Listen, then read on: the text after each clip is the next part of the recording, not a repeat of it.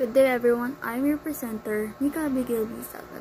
And before I present my topic, I have a quote that says, "Thousands have lived without love, not one without water." Our title for today is Water Resources Management. From that quote alone, we know that we cannot live without water.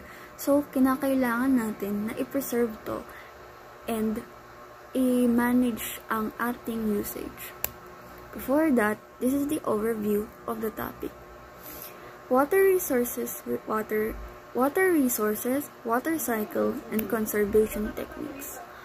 Water resource management, kapag naririnig natin ang word na yon, ito lamang ang pagbalance at strategic planning, may saktuhan lang sa paggamit ng ating mga tubig, para lamang ito ay maging available at masustain.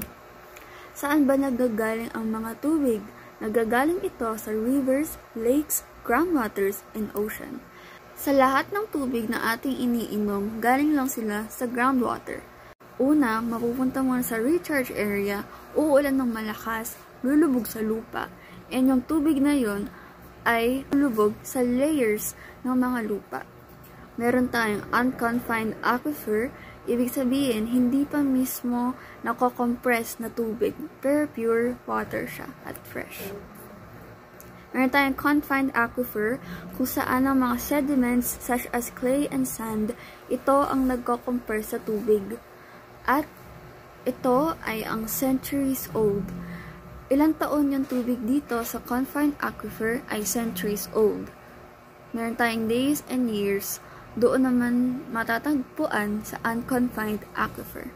Meron tayong pumped well na nag-extract ng tubig at doon tayo umiinom. Pero alam niyo ba na hindi lamang sa surface water ang nagkaka-pollution, kung hindi meron din sa groundwater.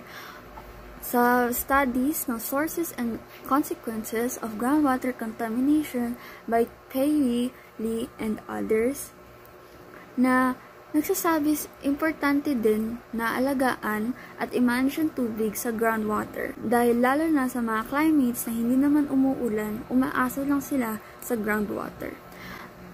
Yung addition ng undesirable substances or groundwater pollution na caused by human activities is yung mga pollution na galing sa human activities are e-waste, pesticides, and petroleum.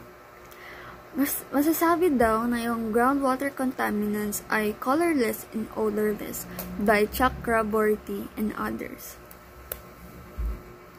Mahirap daw i-preserve ang groundwater dahil ito ay umaabot ng dekada or ng hundreds of years para matanggal lamang at ma-purify. So, kinakailangan talaga natin na pag-aralan ang water resource management. Kasi hindi lamang infinite ang source ng water, kung hindi ito lamang ay finite. Nagiging mukha lang siyang infinite dahil sa ating water cycle. Sa water cycle naman, dito sa ating collection, ang ating tubig, mapupunta muna siya sa evaporation, and mapupunta sa condensation sa ating cloud, kung saan doon mabubuo ang ating tubig. And in time, magpa-precipitation, uulan na siya, at magbibigay na siya ng infiltration, which means yung tubig ay babalik sa lupa. And paulit-ulit na lang yan, kaya sinabing water cycle. Conserving water techniques. Hindi lamang dapat tayo umaasa sa natural ways ng earth. Meron din tayong water management. Lalo na sa households. Kung meron tayong faucet na or gripo na naka-turn on, i-off na natin at huwag na tayo magsayang ng tubig. Sa agriculture, wag lang tayo basta-basta maglalagay ng pesticide, lalo naman kung hindi naman kailangan. Sa industries, mag-ingat tayo sa pagtapon ng ating mga petroleum at make sure na matapon to sa tamang lalagyanan or tamang place para hindi maka-apekto sa ating mga tubig. For communities and government, make sure na merong awareness ang mga tao na sana may i-provide ang ating community about conserving water techniques. And for our environment, make sure na lang na mag-volunteer tayo sa mga works na linisin ang ating tubig.